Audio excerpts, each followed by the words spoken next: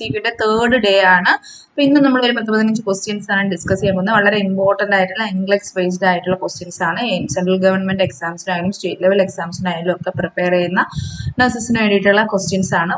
അതിന്റെ റാഷണലും ഒപ്പം അതിന്റെ ആൻസറും കൂടി നിങ്ങൾക്ക് എക്സ്പ്ലെയിൻ ചെയ്ത് പറഞ്ഞു തരുന്നതായിരിക്കും.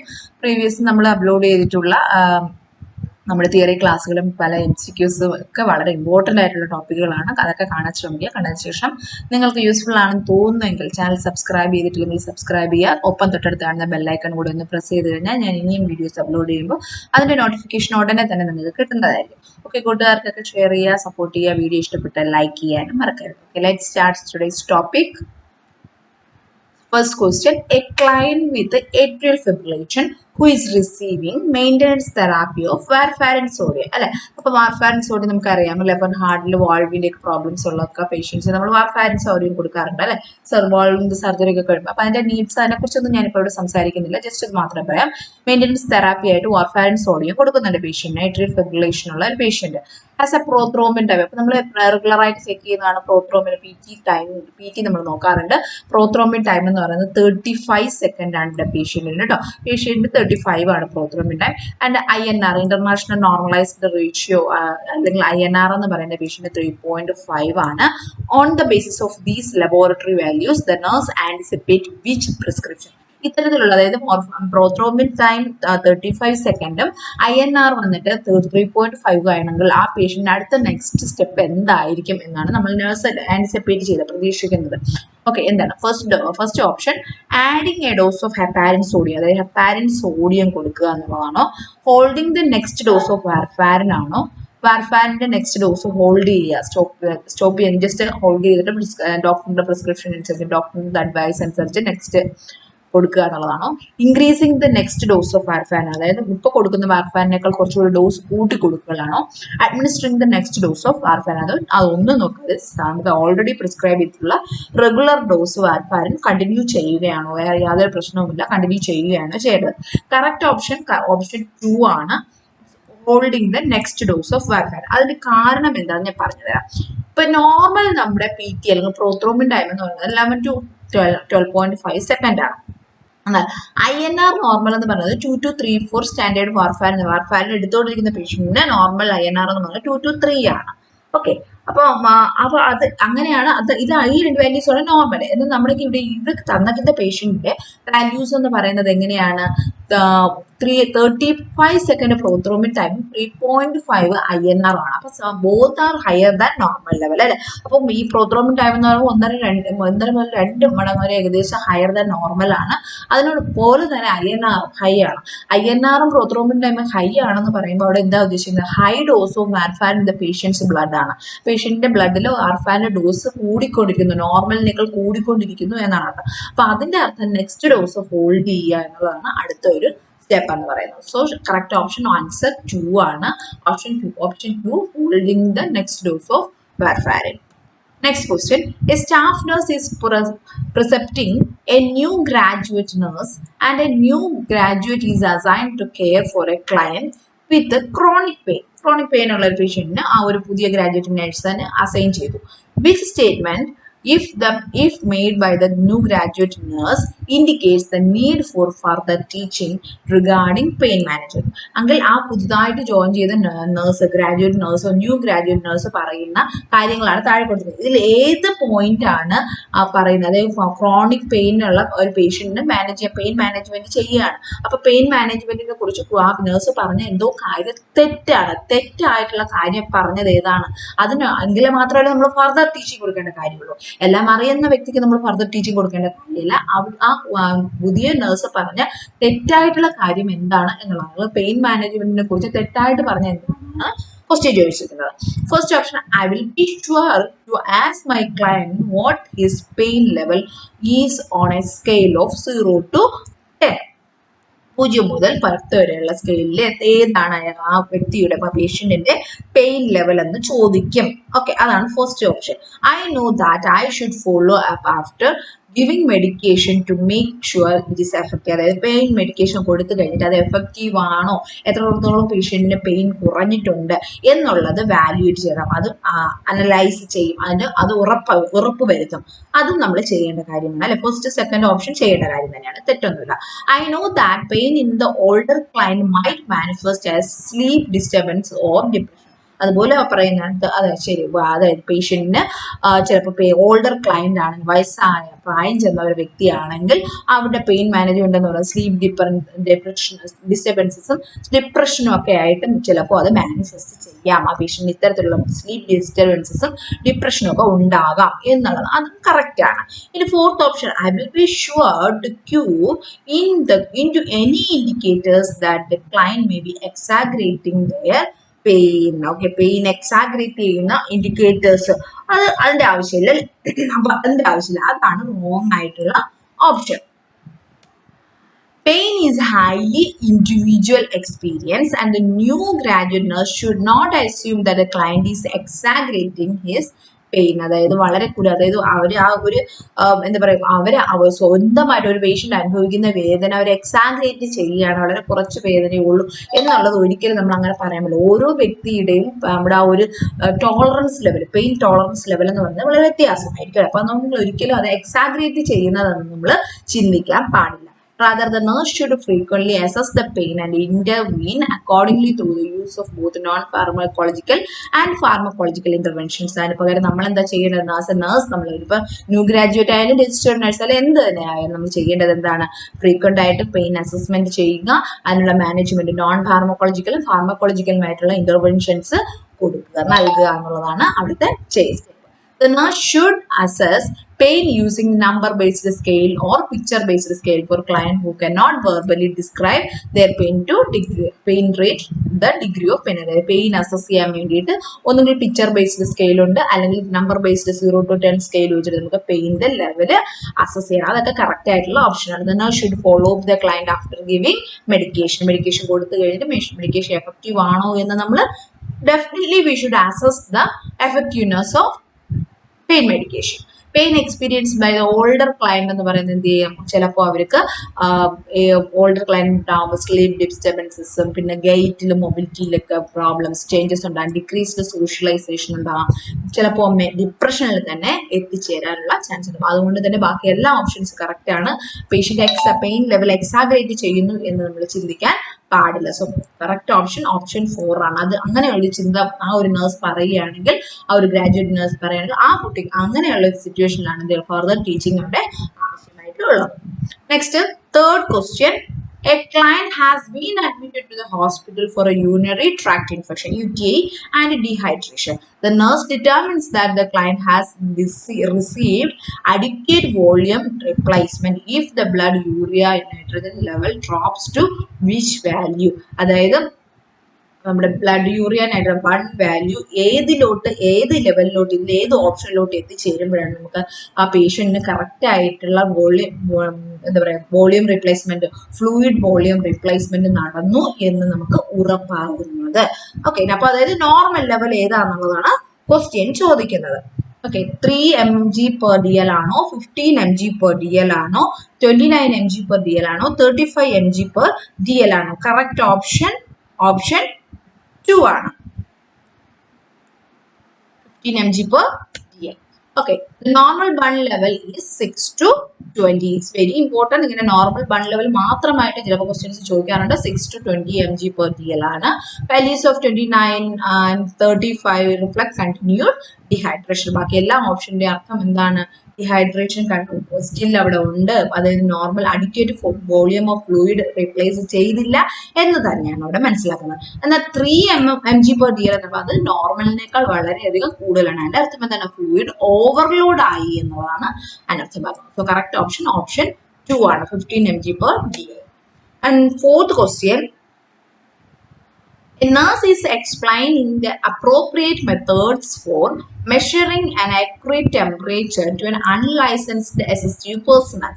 Which method, if noted by the unlicensed assistive personnel as being an appropriate method, indicates the need for further teaching. അപ്പൊ എന്താണ് ഒരു നേഴ്സ് നമ്മുടെ പുതുതായിട്ട് അല്ലെങ്കിൽ നമ്മുടെ ആദ്യമായിട്ട് വന്നതോ അല്ലെങ്കിൽ unlicensed assistive persons means nursing assistant പോലെയുള്ള ആൾക്കാർ, അവർക്ക് എന്താ പറയുന്നത് അപ്രോപ്രിയേറ്റ് മെത്തേഡ്സ്, ഏതൊക്കെ മെത്തേഡ്സ് വഴിയാണ് നമ്മൾ ആക്യുറേറ്റ് ടെമ്പറേച്ചർ മെഷർ ചെയ്യുന്നത് എന്നുള്ളത് എക്സ്പ്ലെയിൻ ചെയ്ത് കൊടുക്കുകയാണ്. എന്നിട്ട് ആ പേഷ്യന്റ് ആ സ്റ്റാഫ് അസിസ്റ്റന്റ് സെലക്ട് ചെയ്യുന്ന മെത്തേഡിൽ ഏത് മെത്തേഡ് ആണെങ്കിലാണ്, ഏത് തരത്തിലുള്ള ഓപ്ഷൻ ആണെങ്കിലാണ് നമ്മൾ വീണ്ടും ഫർദർ ടീച്ചിങ് ആവശ്യമായിട്ടുള്ളത്. അതായത് തെറ്റായിട്ടുള്ള കാര്യം ഏതാണ്, ഇതിൽ ഏത് മെത്തേഡ് വഴി പേഷ്യന്റിന് ടെമ്പറേച്ചർ ചെക്ക് ചെയ്താലാണ് അത് തെറ്റ് എന്നുള്ളത് കണ്ടുപിടിക്കുക. തെറ്റാണെങ്കിലാണ് നമ്മൾ അവിടെ എന്ത് ചെയ്യേണ്ടത്, ഫർദർ ടീച്ചിങ് കൊടുക്കേണ്ടത്. Options നോക്കാം. Taking a rectal temperature for a client who has undergone nasal surgery. Nasal surgery നടന്ന പേഷ്യന്റിന് റെക്ടൽ ടെമ്പറേച്ചർ നോക്കും. അപ്പൊ അത് കറക്റ്റ് ആണോ? അത് നമ്മുടെ എന്താ പറയാ തെറ്റെന്തെങ്കിലും ഉണ്ടോ? തെറ്റില്ല അല്ലെ. Taking an oral temperature for a client with a cough and nasal congestion. Cough and nasal congestion ഉള്ള പേഷ്യന്റിന് ഓറൽ ടെമ്പറേച്ചർ എടുക്കും. അത് നമുക്ക് ഹോൾഡ് ചെയ്യാം. Next one, taking an axillary temperature for a patient who has just consumed hot tea. അതായത് orally hot tea, ചൂടുള്ള ചായ coffee കുടിച്ചതുകൊണ്ട് axillary temperature ആണ് സെലക്ട് ചെയ്തത്. അത് തെറ്റൊന്നുമില്ല അല്ലെ. Taking a temporal temperature on the neck behind the ear for a client who is diaphoretic. Diaphoretic ആയിട്ടുള്ള പേഷ്യന്റ് എന്ത് ചെയ്യുന്നു, നെക്കിന് പിന്നിലായിട്ട് ഇയറിൽ അല്ലെങ്കിൽ എന്താ പറയുക ടെമ്പറൽ ടെമ്പറേച്ചർ ചെക്ക് ചെയ്യുന്നു. ഇതിൽ ഏത് മെത്തേഡാണ് ഫർദർ ടീച്ചിങ് ആവശ്യമായിട്ടുള്ളത്? കറക്റ്റ് ഓപ്ഷൻ 2 ആണ്. കാരണം ചുമയും നാസൽ കഞ്ചക്ഷനൊക്കെ ഉള്ള കഫും നാസൽ കഞ്ചക്ഷൻ ഉള്ള പേഷ്യന്റ് ഓറൽ ടെമ്പറേച്ചർ എടുക്കുന്നത് ശരി കറക്റ്റ് ആക്യുറേറ്റ് മെത്തേഡ് എന്ന് പറയാൻ പറ്റില്ല. കാരണം അവിടെ വാല്യൂ വേരി ചെയ്യാം. കറക്റ്റ് ഓപ്ഷൻ 2 ആണ്. An oral temperature should be avoided if the client has nasal congestion. Nasal congestion ഉണ്ടെങ്കിൽ ആ പേഷ്യന്റ് എന്ത് ചെയ്യണം, ഓറൽ ടെമ്പറേച്ചർ നമ്മൾ എടുക്കാൻ പാടില്ല. One of the other methods of measuring temperature should be used according to equipment available. Taking a rectal temperature for a client who undergone nasal surgery is appropriate. Less invasive measures should be used if available. If not available, rectal temperature is acceptable. Taking an axillary temperature for a client who just consumed coffee is also acceptable. However, axillary method of measurement is least reliable. അതായത് അത്രയും accurate അല്ല. എന്നാലും മറ്റ് options ഇല്ലാത്ത സാഹചര്യത്തിൽ നമുക്ക് എന്ത് ചെയ്യാം, ആക്സിലറി ടെമ്പറേച്ചർ നോക്കാം. സോ കറക്റ്റ് ഓപ്ഷൻ 2 ആണ്. A client is receiving a continuous intravenous infusion of heparin sodium to treat deep vein thrombosis. DVT ഉള്ള പേഷ്യന്റ് ആണ്. അപ്പൊ അതിന്റെ ട്രീറ്റ്മെന്റ് ആയിട്ട് IV ഇൻഫ്യൂഷൻ കണ്ടിന്യൂസ് ആയിട്ട് heparin sodium IV ഇൻഫ്യൂഷൻ പോയിക്കൊണ്ടിരിക്കുകയാണ്. The client's activated partial thromboplastin time, APTT, activated partial thromboplastin time, is 65 seconds. 65 seconds ആണ് പേഷ്യന്റിന്റെ APTT എന്ന് പറയുന്നത്. The nurse anticipates that the which action is എങ്കിൽ പേഷ്യന്റിന്റെ APTT നോക്കിയപ്പോൾ 65 second ആണെങ്കിൽ എന്താണ് അടുത്ത് ചെയ്യേണ്ടത്? ഡിസ്കണ്ടിന്യൂയിങ് ദ ഹെപ്പാരിൻ ഇൻഫ്യൂഷൻ ആണോ, increasing the rate of heparin infusion ആണോ, decreasing the rate of heparin infusion ആണോ, leaving the rate of heparin infusion ആണോ? കറക്റ്റ് ഓപ്ഷൻ 4 ആണ്. കാരണം അത് അവിടെ വേറെ ചേഞ്ചസ് ഒന്നും വരുത്തേണ്ട കാര്യമില്ല. ആ ഒരു സെയിം ആയിട്ട് തന്നെ കണ്ടിന്യൂ ചെയ്യാം. കാരണം എന്താന്ന് നോക്കുമ്പോൾ normal APTT varies between 28 to 35 second. 28 to 35 സെക്കൻഡിനാണ് നോർമൽ എന്ന് പറയുന്നത്. Depending on the type of activator used in testing. Therapeutic dose of heparin for the treatment of deep vein thrombosis is to keep APTT എത്രയിലായിരിക്കണം? 42 to 52.5 അല്ലെങ്കിൽ 70 to 87.5 ഇടയ്ക്കാണ് normally അവിടെ maintain ചെയ്യേണ്ടത്. This means that the client's value should not be less than 42 seconds or greater than 87.7. ഇതിന് ഇടയ്ക്കായിരിക്കണം. 42-നും 87.5-നും ഇടയ്ക്ക് ആയിരുന്നു. The clients APTT range എന്ന് പറയുന്നത് നോർമൽ റേഞ്ച് ആണ്. അതുകൊണ്ട് തന്നെ അത് same heparin sodium same level of infusion തന്നെ കണ്ടിന്യൂ ചെയ്താൽ മതി. സോ കറക്റ്റ് ഓപ്ഷൻ 4 ആണ്. Next question. A client with a history of cardiac disease is due for a morning dose of furosemide. Furosemide എന്ന് പറയുമ്പോൾ എന്താണ്? നമ്മുടെ ലാസിക്സ് അല്ലെ. With serum potassium level, if noted in the client's laboratory report, should be reported before administering the dose of furosemide. Lasix അല്ലെങ്കിൽ loop ഡയറക്റ്റിക്സ് കൊടുക്കുന്നതിന് മുന്നേ പേഷ്യന്റിന്റെ DRന്റെ നമ്മൾ potassium level check ചെയ്യാറുണ്ട് അല്ലെ. കാരണം അവിടെ എന്തുകൊണ്ടാണ് ഇത് ലൂപ്പ് ഡയററ്റിക്സ് ആയതുകൊണ്ട് തന്നെ എന്ത് ചെയ്യാം, അധികമായിട്ട് പൊട്ടാസ്യം നമുക്ക് യൂറിനിലൂടെ നഷ്ടപ്പെടാൻ ചാൻസ് ഉണ്ട്. എന്നാൽ നമ്മൾ രാവിലത്തെ ബ്ലഡ് റിപ്പോർട്ട് അല്ലെങ്കിൽ ലബോറട്ടറി റിപ്പോർട്ട് നോക്കിയപ്പോൾ ഇതിൽ ഏത് വാല്യൂ കണ്ടാലാണ് നമ്മൾ ലാസിക്സ് അല്ലെങ്കിൽ ഫ്യൂറോസമൈഡ് കൊടുക്കുന്നതിന് മുന്നേ നമ്മൾ ഒരു പേഷ്യന്റ് പൊട്ടാസ്യം ലെവൽ ഡേഞ്ചർ ആണ് എന്ന് ഇൻഫോം ചെയ്യേണ്ടത്. ഏതാണ് കറക്റ്റ് ഓപ്ഷൻ? 3.2 ആണോ, 3.8 ആണോ, 4.2 ആണോ, 4.8 ആണോ? കറക്റ്റ് ഓപ്ഷൻ ഓപ്ഷൻ 1 ആണ്. കാരണം ഇത് ഹൈപ്പോകലീമിയ ആണ്. സ്റ്റിൽ നമ്മൾ വീണ്ടും ലൂപ്പ് ഡയററ്റിക്സ് കൊടുക്കുകയാണെങ്കിൽ വീണ്ടും പൊട്ടാസ്യം ലോസ് ഉണ്ടാകും. അപ്പൊ അത് പേഷ്യന്റ് കാർഡിയാക് പ്രോബ്ലംസ് കൂടുതൽ സിവിയാരിറ്റി കൂട്ടാനാണ് ചാൻസ്. കാർഡിയാക് അറസ്റ്റ് ഒക്കെ ഉണ്ടാകാൻ ചാൻസ് ഉണ്ട്, അല്ലെങ്കിൽ അരിത്മിയാസ് ഉണ്ടാകാൻ ചാൻസ് ഉണ്ട്. ബാക്കി എല്ലാ ഓപ്ഷൻസും നോർമൽ ആണ്. The normal serum potassium level now of adult is 3.5 to 5 ആണ്. അതുകൊണ്ട് തന്നെ എന്താണ് കറക്റ്റ് ആണ് അല്ലെ. 3.2 എന്ന് പറയുന്നത് ഹൈപ്പോകലീമിയയും ബാക്കിയുള്ളതെല്ലാം ഓപ്ഷൻസ് കറക്റ്റ് 3.5നും 5നും ഇടയിലുള്ള നോർമൽ റേഞ്ചിലാണ് കാണപ്പെടുന്നത്. Next question. Several laboratory tests are prescribed for a client and the nurse reviews the result of the test. Which laboratory test result should the nurse report? Select all data. അതായത് പേഷ്യന്റിന്റെ കുറേ ടെസ്റ്റുകൾ നമ്മൾ ചെയ്തു, അതിൽ ഏതൊക്കെ values കണ്ടു കഴിഞ്ഞാൽ നമ്മൾ എത്രയും പെട്ടെന്ന് റിപ്പോർട്ട് ചെയ്യേണ്ടത്. വാല്യൂസ് എല്ലാം ഇവിടെ കൊടുത്തിട്ടുണ്ട്. പ്ലേറ്റ്ലെറ്റ് കൗണ്ട് ഇതെല്ലാം നോർമൽ വാല്യൂസ് പഠിച്ചാൽ മാത്രമേ നമുക്കുള്ളൂ. പ്ലേറ്റ്ലെറ്റ് കൗണ്ട് എന്ന് പറയുന്നത് 35,000 mm³ ആണ്. നെക്സ്റ്റ് സോഡിയം 150 ml/L ആണ്. പൊട്ടാസ്യം 5 ml/L ആണ്. സെഗ്മെന്റഡ് ന്യൂട്രോഫിൽസ് എന്ന് പറയുന്നത് ന്യൂട്രോഫിൽസ് 40% ആണ്. സിറം ക്രിയാറ്റിൻ 1 mg/dl ആണ്. White blood cells four WBC 3000 mm³ ആണ്. കറക്റ്റ് ഓപ്ഷൻസ് ഏതൊക്കെയാണ്? Correct options 1, 2, 4 and 6. These are the 4 correct options. Next, the normal values including following. Platelets എന്ന് പറയുമ്പോൾ 1,50,000 to 4 lakh ആണ് normal level.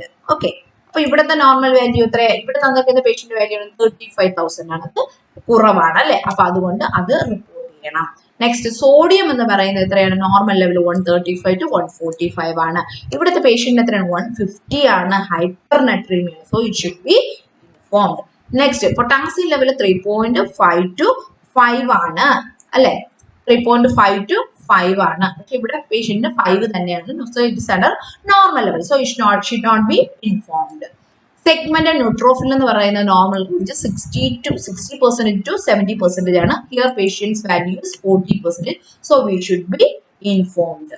Next, serum creatinine is normal 0.6 to 1.3 ആണ്. Here patient's value is 1 mg/dl, so it is normal, so there is no need to inform.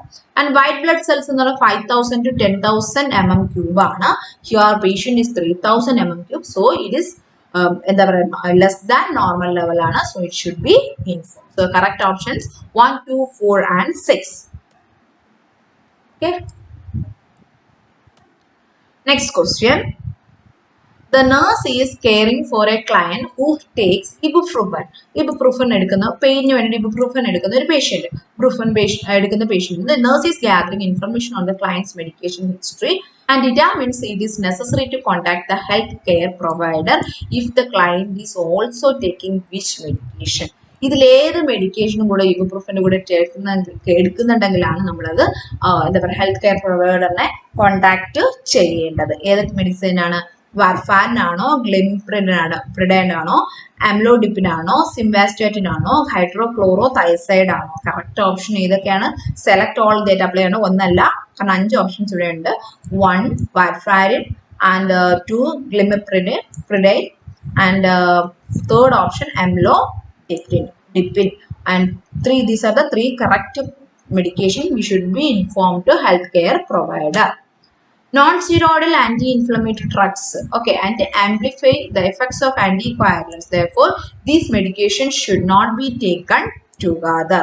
Okay, അതായത് non zero NSAIDയും പിന്നെ ആന്റിയോകയാഗുലൻസും രണ്ടും ഒരുമിച്ചെടുക്കാൻ പാടില്ല. അതുകൊണ്ടാണ് നമ്മളത് ഇൻഫോം ചെയ്യേണ്ടത്. Hypoglycaemia may result for the client taking ibuprofen if the client is concurrently taking oral hypoglycemic agent. അതായത് hypoglycaemic ഏജന്റും ഏത് hypoglycaemic ഏജന്റും എടുക്കുന്ന ഒരു പേഷ്യന്റ് ഇബുപ്രൂഫനും കൂടി എടുത്തു കഴിഞ്ഞാൽ വീണ്ടും എന്ത് ചെയ്യാം, അവിടെ വീണ്ടും ഷുഗർ ലെവൽ താഴ്ന്നു പോയി ഹൈപ്പോഗ്ലൈസീമിയ ഉണ്ടാകാം.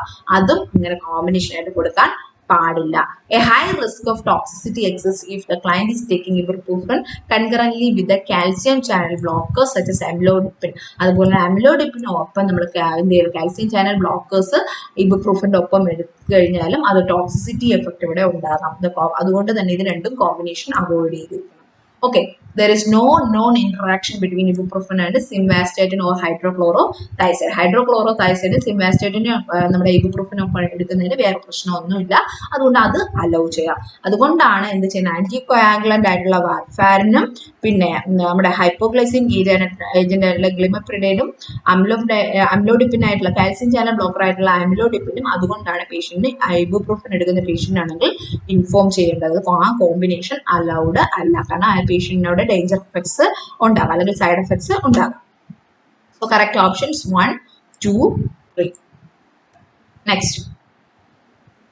Next question, the client with the diabetes mellitus, patient diabetes mellitus ഉണ്ട്, glycosylated hemoglobin എന്ന് പറയുന്നത് hemoglobin A1C level എന്ന് പറയുന്നത് 9% ആണ്. On the basis of this test result, the nurse plans to teach the client about the need for which measure.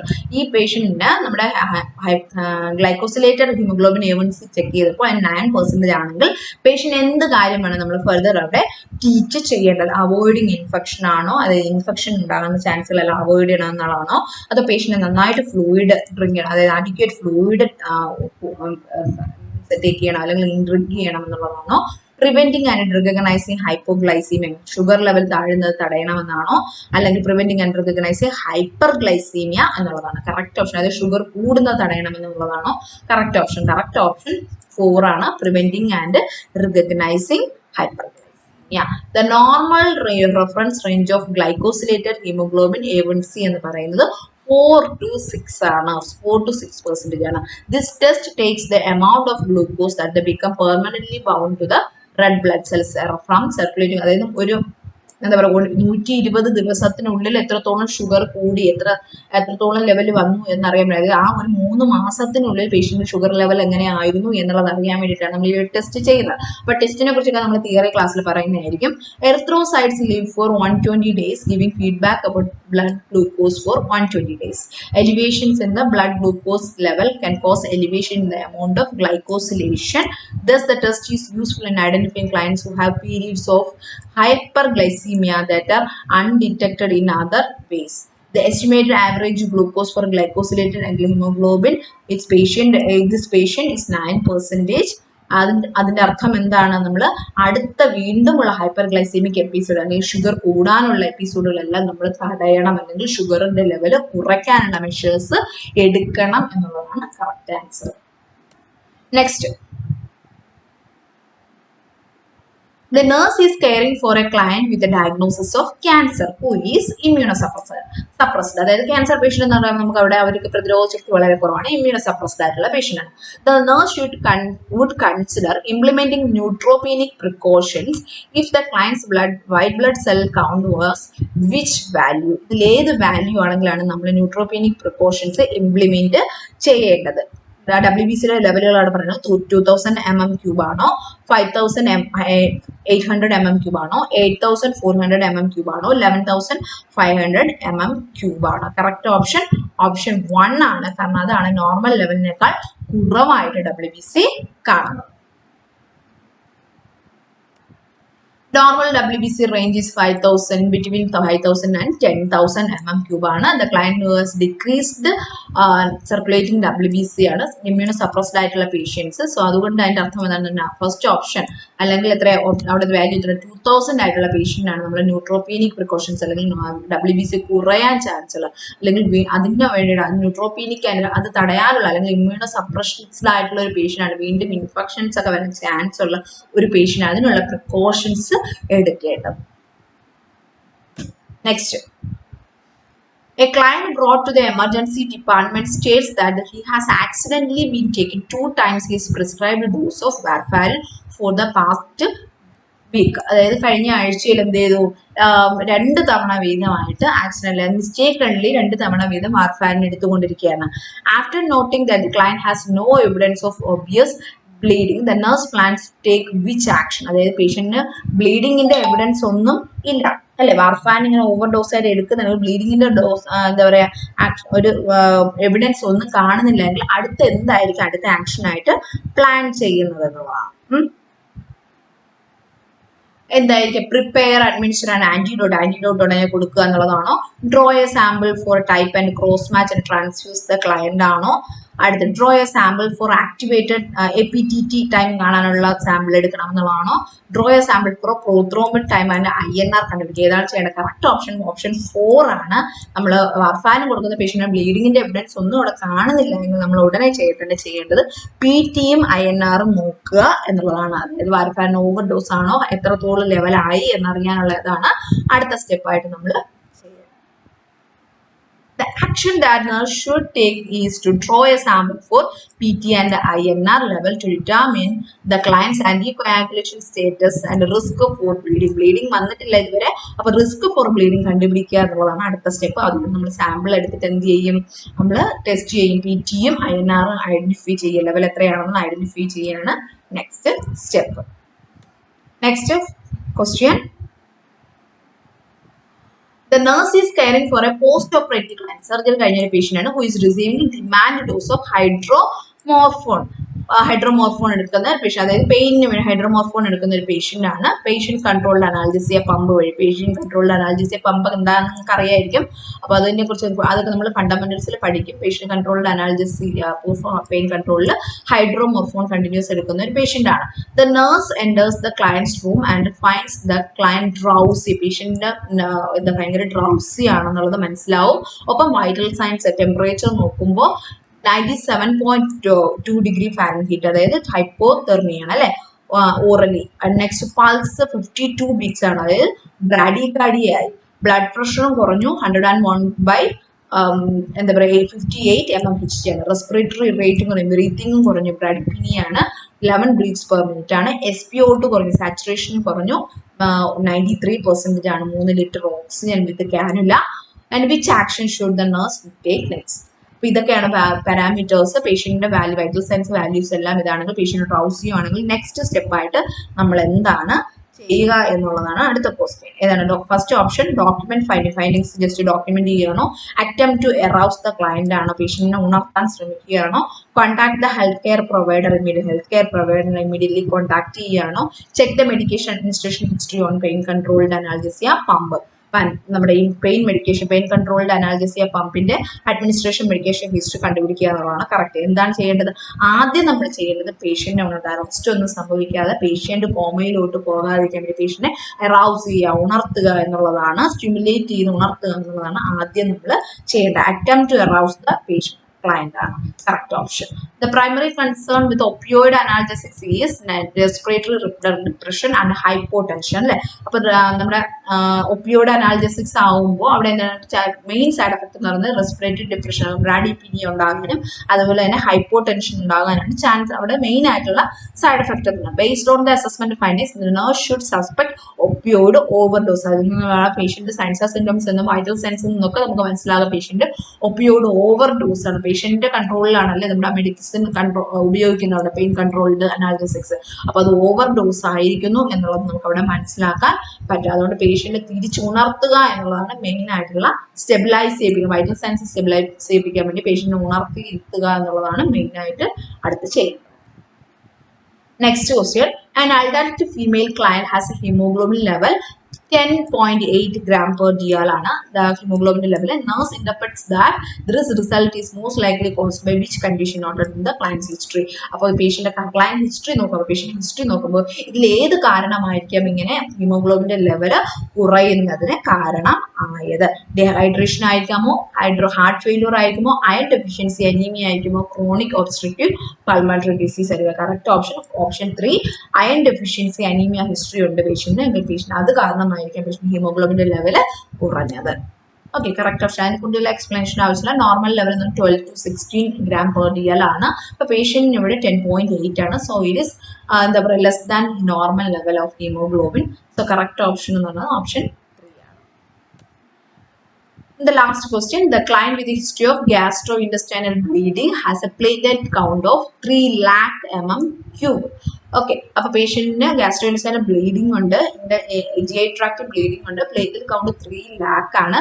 The nurse should take which action after seeing the laboratory test? എങ്കിൽ 3 lakh platelet count ആണെങ്കിൽ അടുത്ത step എന്താണ് ചെയ്യേണ്ടത്? Which is the appropriate action for this patient? Report the abnormally low count ആണെന്നോ, അതായത് high count ആണെന്നോ ഇത് inform ചെയ്യുകയാണോ, അതോ place the client bleeding precautions, bleeding തടയാനുള്ള പ്രിക്കോഷൻസ് എടുക്കുകയാണോ, place the normal report in the client's medical റെക്കോർഡാണ്. അതായത് ഇത് നോർമലാണ്, വേറെ വേരിയേഷൻസ് ഒന്നും വരണ്ട, ആ ഒരു റിപ്പോർട്ട് നമ്മൾ മെഡിക്കൽ റെക്കോർഡിൽ പ്ലേസ് ചെയ്യേണ്ട കാര്യമേ ഉള്ളൂ. കറക്റ്റ് ഓപ്ഷൻ 4 ആണ്. It's under normal level. Normal platelet count എന്ന് പറഞ്ഞാൽ 1,50,000 to 4 lakh ആണ്. ഇവിടെ പേഷ്യന്റ് 3 lakh ആണ്. It's under normal level. So there is no need of further action. Just keep the laboratory results in a medical report. Okay, so correct option 4 ആണ്. അപ്പോൾ ഇന്നത്തെ questions എല്ലാം നിങ്ങൾക്ക് വളരെ യൂസ്ഫുൾ ആയെന്ന് വിചാരിക്കുന്നു. വീഡിയോ ഇഷ്ടപ്പെട്ടു കഴിഞ്ഞാൽ ലൈക്ക് ചെയ്യാൻ മറക്കരുത്, കമൻറ്റ് ചെയ്യുക, നിങ്ങളുടെ സജഷൻസ് എഴുതുക. Thank you for watching. അതുപോലെ സബ്സ്ക്രൈബ് ചെയ്യാൻ മറക്കരുത്. സബ്സ്ക്രൈബ് ചെയ്തിട്ടില്ലെങ്കിൽ നിങ്ങൾക്ക് ചാനൽ യൂസ്ഫുൾ ആണെന്ന് തോന്നുന്നെങ്കിൽ സബ്സ്ക്രൈബ് ചെയ്യുക. ഓക്കെ, കൂട്ടുകാർക്കൊക്കെ ഷെയർ ചെയ്യാം. Bye bye.